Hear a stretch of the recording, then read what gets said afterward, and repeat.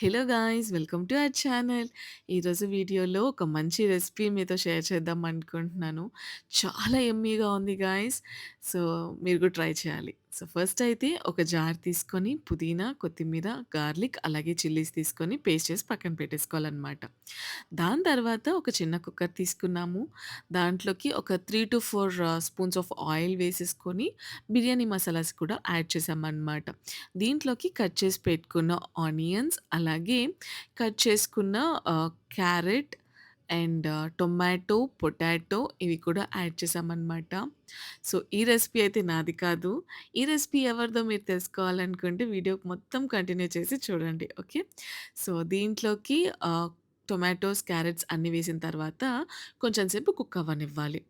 Already మనం paste చేసి పెట్టుకున్న పుదీనా పేస్ట్ కూడా వేసేసుకోవాలనమాట మొత్తం. వేసేసి మంచిగా కలిపేసుకొని ఒక 2-3 మినిట్స్ కుక్ అవ్వాలనమాట.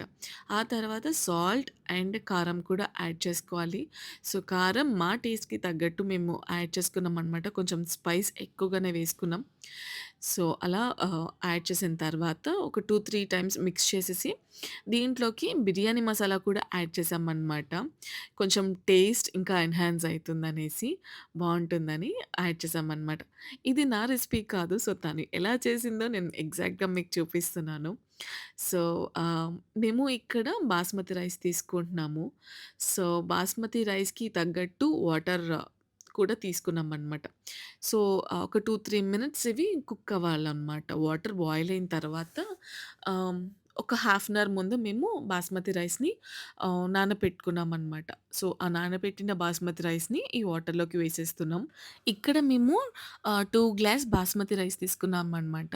సో, వాటర్ వచ్చేసి 3 గ్లాస్ వాటర్ తీసుకున్నామనమాట. అంటే 1 గ్లాస్‌కి 1 ½ వాటర్ అలా తీసుకున్నాము. సో, ఇంకా ఎక్కువ వాటర్ తీసేసుకుంటే అది మెత్తగా అయిపోయే ఛాన్స్ ఉంటుంది రైస్ అనేసి ఇలా తీసుకున్నామనమాట రేషియో. సో, అలా రైస్ వేసిన తర్వాత ఒక మిక్స్ అంటే ఒకసారి కలిపేసుకొని ప్లేట్ అయితే పెట్టుకున్నాం మేము. కుక్కర్ మూత పెట్టలేదనమాట. సో, ఒక 5 మినిట్స్‌కైతే ఇలా అయిపోయింది మన రైస్. సో, ఇక్కడితో అయిపోలేదు. ఫైనల్ టచ్ అనమాట. ఘీ యాడ్ చేస్తున్నాం ఇక్కడ.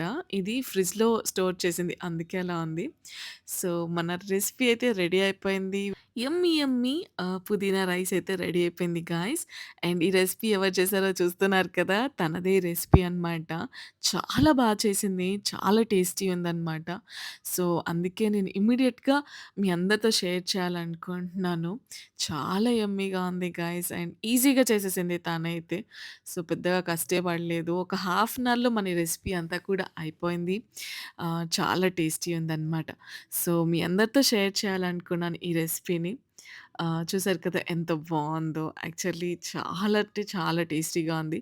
ఒకవేళ మీకు కనుక ఈ రెసిపీ నచ్చితే ఒక లైక్ ఇచ్చేసేయండి గాయ్స్. అలాగే కమెంట్ కూడా చేయండి ఎలా అనిపించిందో. అండ్ మన వీడియోస్‌ని కూడా షేర్ చేస్తూ ఉండండి.